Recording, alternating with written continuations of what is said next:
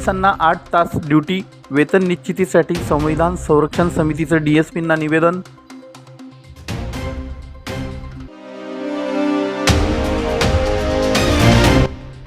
Cup syrup तस्करीची आंतरराज्यीय टोळी LCBने केली जेरबंद, 10 लाखांचा मुद्देमाल जप्त.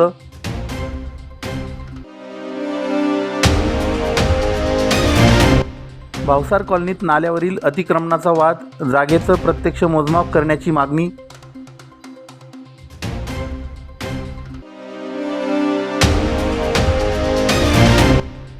आणि कोर्ट लढ्यासाठी प्रशासनातर्फे कागदपत्रांची मदत, उर्मेपाडा प्रकल्पग्रस्तांच्या बैठकीत निर्णय. पोलिसांना 8 तास ड्युटी निश्चित करावी, वेतन निश्चिती द्यावी, यासाठी धुळे जिल्हा संरक्षण समितीने पुढाकार घेत पोलीस अधीक्षकांच्या माध्यमातून मुख्यमंत्र्यांना निवेदन दिलं आहे. या निवेदनात धुळे जिल्हा संविधान संरक्षण समितीने म्हटलं आहे की पोलिसांच्या कामाचे तास निश्चित करावे, दरमहा सार्वजनिक सुट्टी द्यावी, 48 दिवसांची सुट्टी पोलिसांना मिळावी, पोलीस दलातील अधिकारी कर्मचाऱ्यांना 8व्या वेतन आयोगातील महसूल अधिकारी कर्मचाऱ्यांप्रमाणे वेतन श्रेणी आणि वेतन निश्चिती करावी, पोलीस पाल्य अधिकारी कर्मचाऱ्यांना मुलांच्या भरती प्रक्रियेत 20% आरक्षण देण्याचा निर्णय, पोलीस कल्याण निधीचं उत्पन्न वाढवावं, या निधीतून पोलिसांच्या मुलांच्या वैद्यकीय अभियांत्रिकी शिक्षणासाठी विशेष शिष्यवृत्ती फीची तरतूद करावी, राजकीय हस्तक्षेप न होता पोलिसांना कर्तव्य बजावताना फ्री हँड मिळावा, या मागण्यांसाठी हे निवेदन देण्यात आलं. समितीचे संस्थापक अध्यक्ष Harishchandra Londhe, GD Jadhav, BB Wankhede, Gopi Landge, Mohammed Jain, Jamil Mansuri, PT Bedse, MH Mohite, comrade LR Rao, doctor Shrikrishna Bedse, Mahendra Patil, Rajendra Ahire, Deepak Sonone आदी निवेदन देताना उपस्थित होते. धुळे शहरातील जिल्ह्यातील ज्येष्ठ सामाजिक कार्यकर्ते, संविधान संरक्षण समिती, पुरोगामी विचार मंच, भारतीय कम्युनिस्ट पक्ष, मार्क्सवादी कम्युनिस्ट पक्ष, त्यानंतर बौद्ध महासभा, आम्ही धुळेकर अशा विविध सामाजिक संघटनेचे लोक माननीय नवनियुक्त पोलीस अधीक्षक माननीय विशाल आनंद साहेब यांची स्नेहभेट घेण्यासाठी उपस्थित असून त्याबरोबर आम्ही धुळे जिल्ह्याच्या या समस्या आहेत कायदा सुव्यवस्थेच्या बाबतीत तेही एक चर्चा करणार आहोत. तसेच यासोबत स्नेहभेटीच्या सोबतच पोलीस दलाच्या बाबतीत जनतेमध्ये अशी प्रतिमा आहे, पोलीस म्हटलं की भ्रष्टाचारी व्यक्ती, परंतु त्यामागील त्याच्या समस्या कोणी जाणून घेत नाही. आजच्या स्थितीला पोलीस कर्मचाऱ्याच्या घरात महिना अखेर 5,000 रुपयेसुद्धा नसतात. भ्रष्टाचाराचं मुख्य कारण जर असेल तर त्याला मिळणारं तुटपुंजे वेतन. जर वेतन समाधानकारक असला तर कुठलाही व्यक्ती हा गैरमार्गाला जाणार नाही. पोलीस जर नसतील तर एक सर्व खाते जर बंद पडले तर त्याचा जनतेवर काही परिणाम होणार नाही 8 दिवस, परंतु पोलीस दल जरी 1 दिवस जरी बंद झालं तर त्याचा सर्वसामान्य जनतेवर खूप त्याचा परिणाम होणार आहे. कायदा सुव्यवस्था बिघडणार आहे, माणसाला जीवन जगणंसुद्धा मुश्किल होणार आहे. आम्ही सामाजिक जीवन जगत असताना त्यांच्या समस्या ह्या अत्यंत जवळून पाहिलेल्या आहेत. म्हणून त्यांच्या समस्या, अडीअडचणी, वेतन, भत्ते, पगार, कामाचे तास, कल्याण योजना, परिवारातील आजारपण, तसेच त्यांच्यावर मिळणारे तुटपुंचे जे शनिवार रविवार हे जे पगाराचे जनरल सुट्ट्या असतात याचे वेतन मिळत नाही, अशा अनेक समस्या आहेत. त्यांचे कर्तव्यावर मृत्यू झाल्यास त्यांना कमीत कमी 2 कोटी ते 5 कोटीपर्यंत विमा काढणे, विना व्याज गृहकर्ज 60 लाखपर्यंत मंजूर करणे, अशा विविध समस्यांच्या बाबतीत. तसेच त्यांच्या पोलीस पाल्यांना पूर्वी 10% आरक्षण होते, शासनाने ते बंद केलं आहे. ते पूर्ववत चालू करून 20% भरतीमध्ये आरक्षण देणे, पोलीस पाल्यांचे जे मुलं उच्च शिक्षणासाठी जात असतील त्यांना कल्याण निधीमधून उच्च शिक्षणाकरता शिष्यवृत्ती देणे आणि कल्याण निधी हा सबलीकरण करणे, त्याचं उत्पन्न वाढवणे, त्याच्यावर जे काही गैरप्रकार असतील त्याचा रोखणे, या संदर्भात आमचे 11 मागण्यांचे निवेदन माननीय गृहमंत्री व पोलीस महासंचालक यांना पोलीस अधीक्षक माननीय विशाल आनंद साहेब यांच्या मार्फतीने देण्यासाठी उपस्थित आहोत.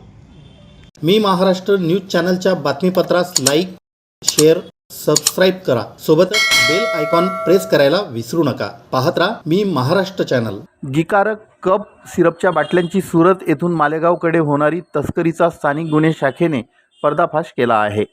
कुसुंबा उड्डाणपुलाखाली सापळा रचून केलेल्या या धडक कारवाईत पोलिसांनी एका कारसह एकूण 10,51,250 रुपयांचा मुद्देमाल जप्त केला आहे. या प्रकरणी टोळीतील सुरत येथील 3 आरोपींना बेड्या ठोकल्या. जिल्हा पोलीस अधीक्षक विशाल आनंद यांनी मानवी मेंदूवर विपरीत परिणाम करणाऱ्या अंमली कप सिरपची बेकायदेशीर विक्री करणाऱ्यांवर कडक कारवाई करण्याचे निर्देश दिले होते. त्यानुसार स्थानिक गुन्हे शाखेचे पोलीस निरीक्षक ज्ञानेश्वर वारे यांना गोपनीय माहिती मिळाली की एजाज रफिक शेख राहणार सुरत गुजरात हा इनोव्हा कारमधून कप सिरपच्या बाटल्यांची चोरटी विक्री करण्यासाठी सुरत येथून कुसुंबा मार्गे मालेगावकडे जात आहे. या माहितीच्या आधारे LCBच्या पथकाने धुळे तालुक्यातील कुसुंबा गावाजवळील उड्डाणपुलाखाली सापळा लावला. संशयास्पद GJ 16 BB 2607 या क्रमांकाची इनोव्हा कार येताच तिला अडवून तपासणी केली असता वाहनात गुंगीकारक कप सिरपचा साठा मिळून आला. पोलिसांनी चालक एजाज रफिक शेख वय 25 राहणार सलाबादपुरा सुरत याला ताब्यात घेतलं. कप सिरपच्या 41,250 रुपये किमतीच्या एकूण 410 सीलबंद बाटल्या, 10 लाखांची इनोव्हा कार, 10,000चा एक मोबाईल असा एकूण 10,51,250 रुपये किमतीचा मुद्देमाल जप्त केला. या प्रकरणी धुळे तालुका पोलीस ठाण्यात आरोपींविरोधात गुन्हा दाखल करण्यात आला आहे. गुन्ह्याचा तपास स्थानिक गुन्हे शाखेकडे वर्ग झाल्यानंतर LCBच्या पथकाने तातडीने तपास चक्र फिरवून 22 जून रोजी सुरत येथून आणखी 2 आरोपींना अटक केली. यामध्ये मेडिकल व्यावसायिक प्रवीण जीवाराम सिरवी वय 32 राहणार पांडेसरा सुरत आणि इरफान उर्फ भिका इस्माईल मुलतानी वय 33 राहणार सलाबादपुरा सुरत यांचा समावेश आहे. न्यायालयाने सर्व आरोपींना 25 जूनपर्यंत पोलीस कोठडी सुनावली असून हा अंमली साठा त्यांनी कोठून आणला याबाबतचा मुख्य स्रोत शोधण्यासाठी पोलीस सखोल तपास करीत आहेत. ही धडक कारवाई पोलीस अधीक्षक विशाल आनंद, अप्पर पोलीस अधीक्षक अजय देवरे यांच्या मार्गदर्शनाखाली स्थानिक गुन्हे शाखेचे पोलीस निरीक्षक ज्ञानेश्वर वारे, पोलीस उपनिरीक्षक चेतन मुंडे, पोलीस अंमलदार आरिफ पठाण, संदीप साहेबराव पाटील, राहुल सानप, संदीप जगन्नाथ पाटील, देवेंद्र ठाकूर, प्रशांत माळी, विवेक वाघमोडे, अमोल पाटील व संजय सुरसे यांच्या पथकाने केली. मी महाराष्ट्र न्यूज चॅनलच्या बातमीपत्रास लाईक, शेअर, सबस्क्राईब करा. सोबतच बेल आयकॉन प्रेस करायला विसरू नका. पाहत राहा मी महाराष्ट्र चॅनल. धुळे शहरातील भावसार कॉलनीतील नाल्यावरील अतिक्रमणाच्या मुद्द्यावरून आता शिवसेना आणि भाजपामध्ये आरोप प्रत्यारोप सुरू झाले आहेत. येथील नागरिकांनी आणि शिवसेना पदाधिकाऱ्यांनी नाल्यावर 12 ते 15 फूट अतिक्रमण केल्याचा आरोप संबंधित प्रभागातील भाजपा नगरसेवकांनी केला होता. मात्र हे आरोप फेटाळून लावत आधी अतिक्रमण सिद्ध करून दाखवा असं खुल्लं आव्हान शिवसेना महानगरप्रमुख धीरज पाटील आणि स्थानिक रहिवाशांनी विरोधकांना दिला आहे. नाल्याच्या घाण पाण्याचा आणि सरपटणाऱ्या प्राण्यांचा त्रास होऊ नये म्हणून नागरिकांनी अनेक वर्षांपूर्वी स्वखर्चाने केवळ 3 फुटांची संरक्षक भिंत बांधली आहे. तिथे कोणतेही बेकायदेशीर बांधकाम केलेले नाही असा दावा रहिवाशांनी केला. महापालिका आयुक्तांनी प्रत्यक्ष मोजमाप करावं, अतिक्रमण आढळल्यास कारवाईला सामोरे जाण्याची तयारी त्यांनी दर्शविली आहे. दुसऱ्यांवर आरोप करण्यापूर्वी भाजपा नगरसेवकाने प्रभाग 1 मध्ये स्वतःच्याच पक्षाच्या माजी महापौरांनी नाल्यावर उभारलेल्या कथित पेट्रोल पंपाचं अतिक्रमण काढावं आणि मगच इतरांना उपदेश करावा असा जोरदार पलटवार धीरज पाटील यांच्यासह परिसरातील नागरिकांनी प्रसिद्धी पत्रकाद्वारे केला आहे. आज सकाळी या ठिकाणी प्रभाग क्रमांक 9चे नगरसेवक यांनी या नाल्याच्या संदर्भामध्ये शिवसेना उद्धव बाळासाहेब ठाकरे पक्षाच्या वतीने मी जी तक्रार दाखल केलेली होती त्या अनुषंगाने धुळे शहरामधली नाले सफाई सुरू असताना या नाले सफाईचा जो ठेकेदार होता, या नाल्यामध्ये मशीन उतरत नव्हतं, पुढेपर्यंत जाऊन त्या ठिकाणी साफ करायचं होतं. तर या नाले सफाईचा जो ठेकेदार आहे नगरसेवक, आज तो खऱ्या अर्थाने धुळेकरांच्या समोर या ठिकाणी आलेला आहे. प्रभाग क्रमांक 1च्या नगरसेवकाला या ठिकाणी संबंधित नगरसेवकांनी या ठिकाणी बोलवून घेतलं आणि बोलवल्यानंतर ज्या वेळेला या समोरच्या भावसार कॉलनीमध्ये इगत सोसायटीमध्ये मी स्वतः शिवसेनेचा महानगरप्रमुख धीरज पाटील या ठिकाणी राहतो. गेल्या 45 वर्षापासून आम्ही या ठिकाणी वास्तव्याला या ठिकाणी आहेत. सर्व प्लॉट हे 1650 स्क्वेअर फुटाचे या ठिकाणी आहेत आणि त्या संबंधित नगरसेवकाने या ठिकाणी या संदर्भामध्ये की या ठिकाणी उभाटाचे जे काही पुढारी आहेत, जे काही नेते आहेत, ते अख्ख्या धुळे शहराला ज्ञान पाजळत राहतात. कुठे रस्ते असतील, कुठे गटारी असतील, त्याच्या संदर्भामध्ये आवाज उठवत असतात. अशा प्रकारचं एक अशोभनीय वक्तव्य या ठिकाणी केलं. त्या प्रभाग क्रमांक 1च्या नगरसेवकाला या ठिकाणी मी या संपूर्ण सर्व आमच्या या महिला भगिनी या ठिकाणी राहतात, या ठिकाणी सर्व आमचे शिवसेनेचे पदाधिकारी आहेत. हा नाला कोरताना संबंधित ठेकेदार या ठिकाणी पुढे आला आणि या ठिकाणी आमच्यावरती आरोप करून गेला. या ठिकाणी माझं धुळे महानगरपालिकेच्या आयुक्तांना, या प्रभाग क्रमांक 1च्या नगरसेवकाला या ठिकाणी ओपन चॅलेंज आहे की या ठिकाणी 1650 स्क्वेअर फुटामध्ये फक्त 1200 स्क्वेअर फुटाचं बांधकाम आम्ही सर्व लोकांनी या ठिकाणी केलेलं आहे. 1 इंच जर या ठिकाणी अतिक्रमण या ठिकाणी जर केलेलं असेल तर ते अतिक्रमण आयुक्तांना घेऊन आणि धुळे शहराचे लाडके आमदार यांना घेऊन या ठिकाणी अतिक्रमण काढावं. धुळेकरांना आपण बघू शकतात, हा मिलचा नाला आहे. 1960 सालापासून हा नाला या पूर्वी या भागामध्ये वस्ती अतिशय कमी होती. संबाप्पा कॉलनीपासून अशोकनगर असेल, नारायण मास्तीची चाळ असेल, सम्राटनगर, वैभवनगर, पलीकडच्या नवजीवन ब्लड बँकेकडच्या सर्व कॉलन्या असतील, त्या सर्व कॉलन्यांचं सांडपाणी या नाल्यामधून या ठिकाणी वाहत राहतं. संबंधित नगरसेवक यांनी या ठिकाणी विकास काम करण्याचं ठरवलेलं आहे. या विकास कामासंदर्भामध्ये आमची भूमिका अशी आहे की हा नाला या ठिकाणी ओपन अवस्थेमध्ये असावा. नगरसेवकाचं म्हणणं असं होतं की हा नाला आम्ही या ठिकाणी बंदिस्त करू, पण या नाल्यामधनं पूर्णपणे मैलाचं पाणी वाहत असल्यामुळे या भागातील सर्व नागरिकांना या ठिकाणी या नाल्याचा प्रचंड घाणीचा वास या ठिकाणी सहन करावा लागतो. दररोज सकाळी खूप घाणेरडा वास या ठिकाणी येतो. नागरिकांचं आरोग्य धोक्यामध्ये असल्यामुळे आम्ही त्यांना सांगितलं की या ठिकाणी तुम्ही विकास काम जरूर करा, पण त्या ठिकाणी ते विकास काम करताना नाला हा मोकळा ठेवा. ही भूमिका आमची या ठिकाणी होती. प्रभाग क्रमांक 1चा बोलगेवढा नगरसेवक या ठिकाणी आला आणि शिवसेनेच्या पदाधिकाऱ्यांची म्हणजे माझी या ठिकाणी त्याने इज्जत काढण्याचा प्रयत्न करता. मी त्याला या ठिकाणी स्पष्ट शब्दामध्ये सांगू शकतो, या ठिकाणी गेल्या 4 वर्षापासून मी महानगर प्रमुख म्हणून शिवसेनेचं काम करतोय. कुठल्याही प्रकारचा कोणत्याही ठेकेदाराला असेल किंवा महानगरपालिकेमध्ये मी कुठल्याही प्रकारचं कोणालाही आजपर्यंत ब्लॅकमेल केलेलं नाही आहे किंवा या ठिकाणी कुठल्याही प्रकारचं अतिक्रमण या ठिकाणी केलेलं नाही आहे. हे माझं वडिलोपार्जित घर आहे. हा पलीकडचा प्लॉट या ठिकाणी संजय वाघ यांचा आहे. त्याच्या बाजूला त्याने चुकीचं घर या ठिकाणी सांगितलं. त्याच्या बाजूला 1200 स्क्वेअर फुटाच्या प्लॉटमध्ये मी वडिलोपार्जित प्लॉटमध्ये त्या ठिकाणी राहतो. 1 इंच देखील अतिक्रमण या ठिकाणी केलेलं नाही आहे. धुळेकरांनो, या नाल्याची अवस्था इतकी वाईट आहे की पावसाळ्यामध्ये या नाल्याला प्रचंड पाणी येतं, घाण या ठिकाणी अटकते आणि आपण बघू शकतात या ठिकाणी मागच्या नगरसेवकाने जुन्या पद्धतीने चेंबर केलेले होते. हे चेंबर पूर्णपणे फुल होतात.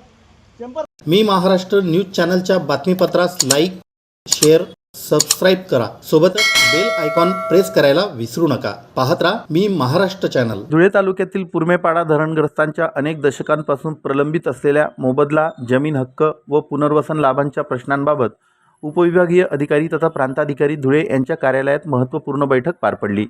या बैठकीचं नेतृत्व भाजपा धुळे ग्रामीण उपजिल्हाध्यक्ष देवेंद्र पाटील यांनी केलं. बैठकीत धरणग्रस्तांच्या विविध मागण्या, प्रलंबित प्रश्न आणि त्यावरील कार्यवाहीचा सविस्तर आढावा घेण्यात आला. यापूर्वी धरणग्रस्त प्रतिनिधी जितेंद्र गुलाबराव पाटील यांनी प्रशासनाकडे निवेदन सादर करून पुरमेपाडा धरणग्रस्तांना न्याय देण्याची मागणी केली होती. त्याची दखल घेत जिल्हाधिकारी कार्यालयाच्या पुनर्वसन शाखेने तसेच उपविभागीय अधिकारी कार्यालयाने संबंधित विभागांच्या अधिकाऱ्यांची बैठक आयोजित केली होती. बैठकीत पुरमेपाडा, पेंद्रेपाडा, सोनेवाडी परिसरातील धरणग्रस्तांच्या प्रलंबित मोबदला, पुनर्वसन लाभ, मालकी हक्काच्या नोंदी, 7/12 उतारे तसेच शासनाच्या विविध योजनांच्या लाभांबाबत सखोल चर्चा करण्यात आली. देवेंद्र पाटील यांनी धरणग्रस्तांची बाजू ठामपणे मांडत 1950 ते 1960च्या दशकात संपादित झालेल्या जमिनींच्या बदल्यात आजही अनेक कुटुंबांना न्याय मिळाला नसल्याचं प्रशासनाच्या निदर्शनास आणून दिलं. बैठकीदरम्यान उपविभागीय अधिकारी रोहन कुवर यांनी महत्त्वपूर्ण आश्वासन देत सांगितलं की सन 1884च्या भूसंपादन कायद्यानुसार धरणग्रस्तांनी न्यायालयात दावा दाखल केल्यास प्रशासनाकडून आवश्यक ती सर्व कागदपत्रे उपलब्ध करून दिली जातील. तसेच ज्या धरणग्रस्तांकडे प्रकल्पग्रस्तांचे उतारे आहेत ते त्यांच्या वारसांच्या नावावर करण्यासाठी प्रशासन सहकार्य करेल. ज्यांच्याकडे प्रकल्पग्रस्त उतारे उपलब्ध नाहीत त्यांनाही आवश्यक प्रक्रिया पूर्ण करून उतारे उपलब्ध करून देण्याचा प्रयत्न केला जाईल, असं आश्वासन त्यांनी दिलं. तर 1 महिना आम्ही आपण जेवढे काही त्या परिस्थितीतून किंवा अशा अपवादात्मक विषयावर काही करता येईल, कसा न्याय देता येईल म्हणून आम्ही वाट बघतो. आपण आणि पुढच्या महिन्याच्या आजच्या तारखेलाच येऊ. आम्ही काय करतो, पालघरचं पण मागवतो, कुशली मागवतो, कुशली मागवतो. आपल्याला कुठला डेटा मिळाला, कुठले डॉक्युमेंट, काय प्रोसेस केली, केस तशीच बसत असेल तर त्या बेसिसवर शासनाकडे विनंती करू. किंवा अजून पालघरचं काही वेगळं असेल आणि आपलं हे की अशा परिस्थितीत यांनी पहिला हप्ता दिला गेला, अपीलात पण गेले नाही, त्यावेळेला काय परिस्थिती होती आणि असा कुठला अंतिम निवाडा पण झाला नाही, लाभ दिला गेला नाही, तर अशा वेळेला काय करता येईल. आपण जर विशेष परवानगी आणायला सांगितली शासनाकडे किंवा हा विशेष परवानगीत मध्ये मार्गदर्शन विशेष परवानगी हो विशेष परवानगी तर करावा अशी मी आपल्याला या सर्व शेतकऱ्यांच्या वतीने विनंती करतो. आपण सगळे हेतू बोलूया. कारण भूसंपादनाचं कसं आहे, हवा डिक्लेअर झाला की वन स्टॉप पेमेंट दिलं जातं. आपल्याकडे लोकांमध्ये घडलं जातं ना, पहिला टप्पा ॲक्च्युली तसं नसतं. तर त्याच्यावर लोक समाधानी नसतील तर ते आजकाल आर्बिट्रेशनने जातात, त्यांच्या कोर्टात जाईल. मी महाराष्ट्र न्यूज चॅनलच्या बातमीपत्रास लाईक, शेअर, सबस्क्राईब करा. सोबतच बेल आयकॉन प्रेस करायला विसरू नका. पाहत राहा मी महाराष्ट्र चॅनल.